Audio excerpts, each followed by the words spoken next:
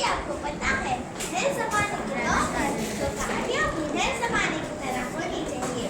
तो आज की प्रस्तुत है बिरबल की खिचड़ी। नए टेक्नोलॉजी के साथ मंच पर अकबर अपने आसन पर बैठे हैं और काम कर रहे हैं। बिरबल जो अकबर के बगल में बैठे हैं और मोबाइल पर रील देख रहे हैं। अकबर इस पर पानी इतना ठंडा है कि अगर कोई उसमें पैर भी डाले तो वनीला आइसक्रीम बन जाए।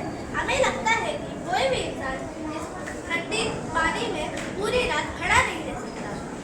बिरबल बिना फोन से नजर हटाए ये में तो दो ही चीजें सबसे बड़ी है, एक इंटरनेट का डेटा और दूसरा पैसे की भूख। पैसे के लिए इंसान कुछ भी कर सकता है। अकबर अच्छा तो चुनौती मंजूर करो।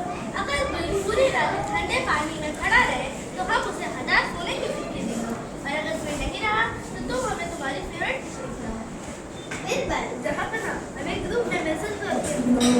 अगला दृश्य रात का समय, नदी का किनारा। रामू धोबी पानी में खड़ा कांप रहा है। सिपाही किनारे पर ताप रहा है। रामू दांत खिटखिटाते हुए हे भगवान, बिरबल सर ने कहा था अच्छी स्कीम होगी, लेकिन यहाँ तो कुल्फी जम रही है। मेरी बीवी मुझे जिंदा नहीं छोड़ेगी अगर मैं बिना पैसे के घर वापस गया तो। सिपाही चिप्स खाते हुए और रामू थोड़ा स्माइल करके दूर महल की छत पर एक दिया जल रहा है, उसे देख के रामू दिए की तरफ देखते हुए हाँ भाई, उसी दिए को देख कर रात काटनी पड़ेगी। हे भगवान। अगला दृश्य, अगला दिन।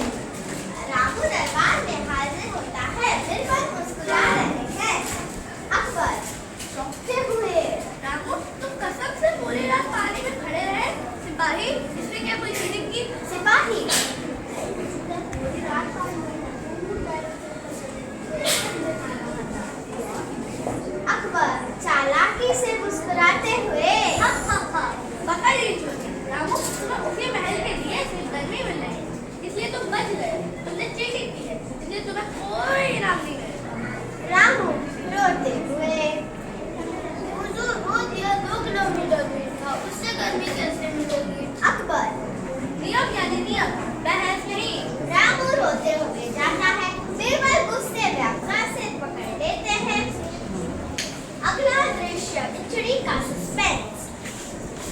अकबर और सिपाही बिरबल के घर आते हैं। बिरबल जमीन पर बैठे हैं।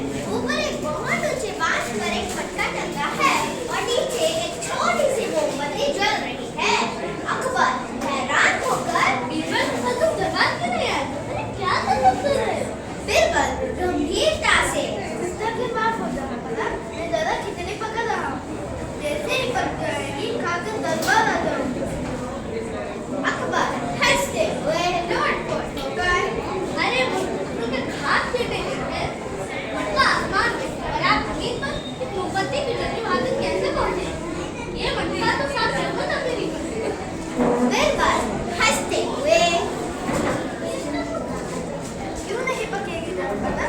जब 2 किलोमीटर दूर महल की छत पर जैसे एक छोटे से दिए की गर्मी, यमुना के बर्फीले पानी में खड़े रामू को गर्मी मिल सकती है, तो इस मोमबत्ती से रुद्राक्ष की कुंज मटकी को गर्मी क्यों नहीं मिल सकती? सिपाही धीरे से अकबर शर्मिंदा होकर समझ गया बीरबल, समझ गया। सिपाही जाओ